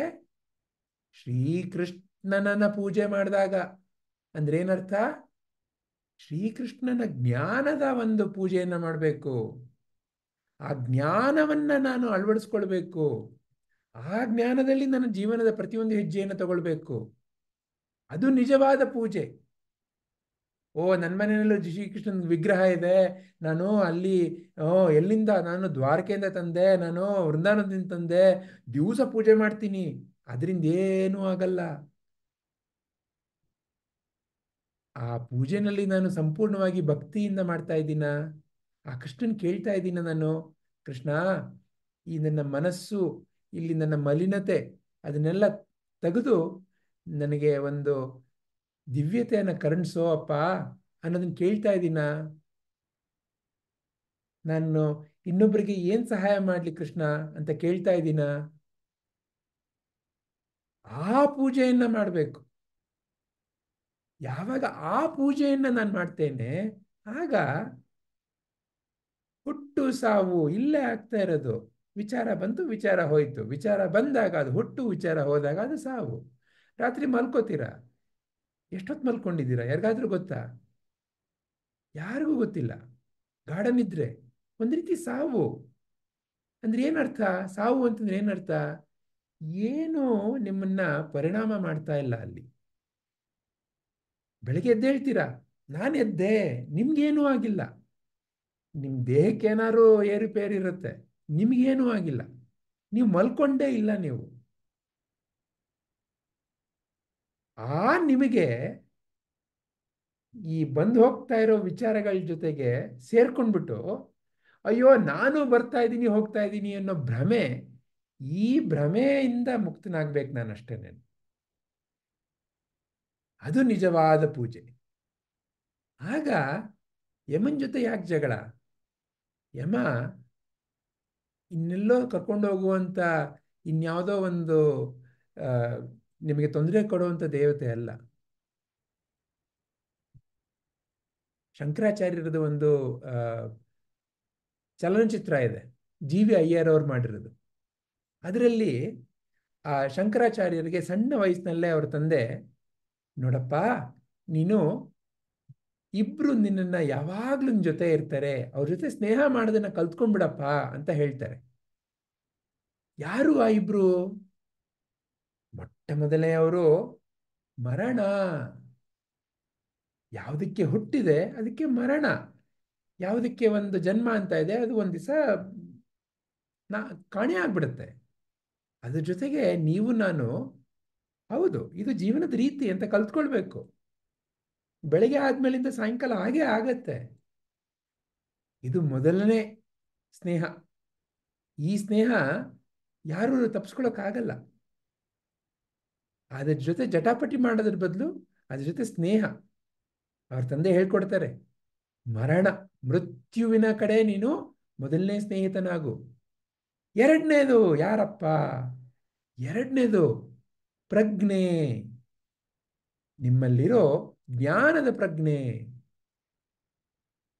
ಮರಣದ ಜೊತೆಗೂ ನೀವು ಸ್ನೇಹಿತರಾಗಿ, ನಿಮ್ಮಲ್ಲಿರೋ ಶುದ್ಧವಾದ ಜ್ಞಾನ ಕಡೆನೂ ನೀವು ಸ್ನೇಹಿತರಾಗಿ, ಆಗ ಜೀವನ ಅದ್ಭುತವಾಗಿರುತ್ತೆ ಅನ್ನೋ ಒಂದು ಸತ್ಯವನ್ನ ಅವ್ರ ತಂದೆ ಶಂಕರಾಚಾರ್ಯಗಳು ಹೇಳ್ಕೊಡ್ತಾರೆ. ಅದನ್ನ ಆ ಚಿತ್ರದಲ್ಲಿ ಬಹಳ ಸಾಂಕೇತಿಕವಾಗಿ ಆ ಶಂಕರಾಚಾರ್ಯರು ಆತನ ಜೊತೆ ಯಾವಾಗಲೂ ಇಬ್ರು ಓಡಾಡ್ತಾ ಇರ್ತಾರೆ. ಆ ರೀತಿ ತೋರಿಸಿದ್ದಾರೆ. ಹೀಗೆ ನೀವು ನಾನು ಸಹ ಶುದ್ಧವಾದ ಜ್ಞಾನದ ಅರಿವು, ಅಳವಡಿಕೆ, ಪರಿಪಾಲನೆ ಮೂಲಕ ಮುಕ್ತಿಯನ್ನು ಹೊಂದಬಹುದು. ಆ ಮುಕ್ತಿಯ ಮಾರ್ಗ ಇಲ್ಲಿ ತೋರಿಸ್ತಾ ಇದ್ದಾರೆ ಗುರುಗಳು ನಮಗೆ. ಆಗ್ಲಾ? ಹರಿ ಓಂ. ಧನ್ಯವಾದಗಳು ಸರ್, ತುಂಬಾ ಅದ್ಭುತವಾದ ವಿಶ್ಲೇಷಣೆ. ಧನ್ಯವಾದ ಅಮ್ಮ. ಯಾರಲ್ಲಿ ಏನಾದ್ರೂ ಅಯ್ಯ. ಪ್ರಶ್ನೆ ಮೂಡ್ತಾ ಇದೆಯಾ?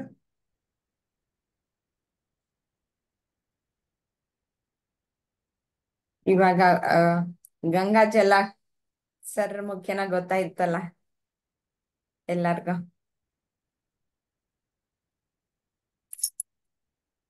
ಆಗ್ಲಿ ಅಮ್ಮ, ಏನು ಪ್ರಶ್ನೆ ಇಲ್ಲ ಅನ್ಸುತ್ತೆ, ನಿಲ್ಸೋಣ ಅಮ್ಮ. ಹರಿ ಓಂ. ಹರಿ ಓಂ. ಶ್ರೀ ಗುರುಭ್ಯೋ ನಮಃ. ಶ್ರೀಕೃಷ್ಣ ಅರ್ಪಣಮಸ್ತು.